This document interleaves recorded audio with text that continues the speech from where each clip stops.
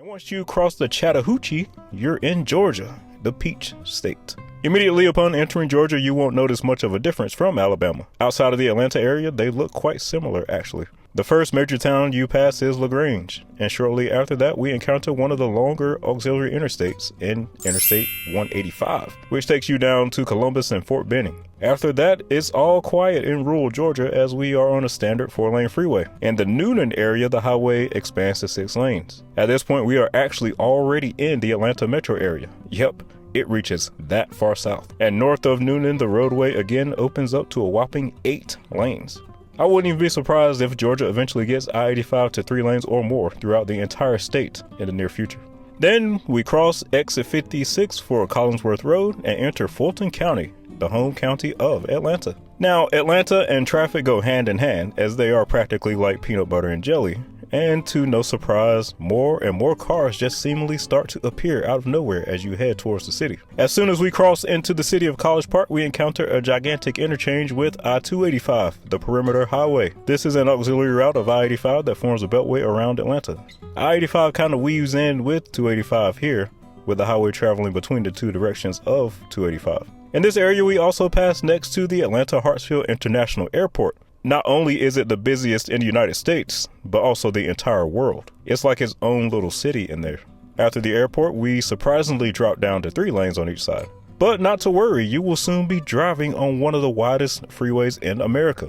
Signage for I-75 to Atlanta appears, and before you know it, we are joining in with this other major interstate highway. Boom! 12 to 14 lanes across.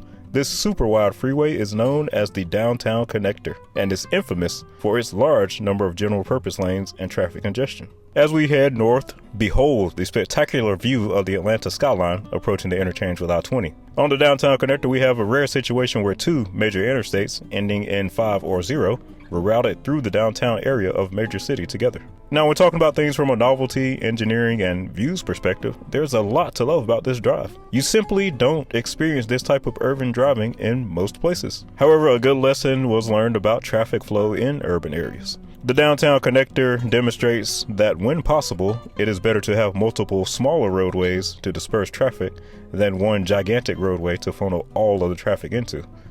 I'd argue that a 6-lane Downtown Connector and a 6-lane Georgia 400 would have been more effective than the 14-lane Downtown Connector. In this area, we'll pass by buildings such as Georgia Power, the state capitol, and Georgia Tech. And then finally, I-75 departs to continue due north while I-85 takes a northeastern turn. Our next major exit is for Georgia 400, which can take you to Atlanta's Buckhead neighborhood and other suburbs north of Atlanta. An express lane is available here for a fee if you want to bypass traffic. At our second encounter with I-285, we have this massive interchange commonly known as Spaghetti Junction. The Atlanta area definitely has the most impressive stack interchanges in the South outside of Texas. After this point, we are in the Atlanta suburbs of Gwinnett County. And I-85 has 5 general purpose lanes and an express lane. In this area, we can see the 2 compromised freeways that were eventually built by Georgia to make up for I-85 bypassing Athens. Interstate 985 takes you to Gainesville, while Georgia 316 runs to Athens. And after Interstate 985, we are down to 6 general purpose lanes with an express lane in the middle.